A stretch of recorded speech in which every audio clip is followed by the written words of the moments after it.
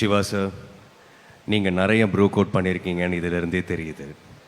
அதே நேரத்தில் ரவி மோகன் ஸ்டுடியோஸ்க்கு வாழ்த்துக்கள் தெரிவித்ததுக்கு உங்களுக்கு நாங்கள் வாழ்த்துக்கள் தெரிவிச்சுக்கிறோம். ரொம்ப நன்றி சார். உங்களோட ப்ரொடக்ஷனில் நீங்கள் கொடுத்த நிறைய நல்ல படைப்புகள் இன்னும் நிறைய அதிர்வுகளை உண்டாக்கிக்கிட்டு இருக்கு.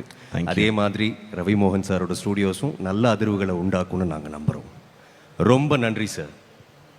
தேங்க்யூங்க, தேங்க்யூ ஸோ மச். நான் ஏதோ முக்கியமான விஷயம் சொல்ல போகிறேன். இல்லை சார், இப்போ தான் கேட்கலான்னு வராது. ஐயோ, ஓகே, இப்போ தான் ஆரம்பிக்கிறீங்களா? ஓகே. உண்மையாகவே அந்த படம் வரும்போது நீங்கள் காலேஜ் தான் படிச்சுக்கிட்டு இருந்தீங்களா?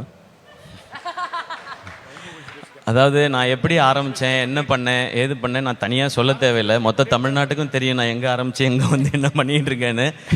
ஆதார் கார்டெலாம் கேட்பீங்களா? நான் சொல்லவே இல்லையே ஃபங்க்ஷனுக்கு வரும்போது ஆதார் கார்டு எடுத்துகிட்டு, பட் எடுத்துகிட்டு வந்திருக்கேன் நான்.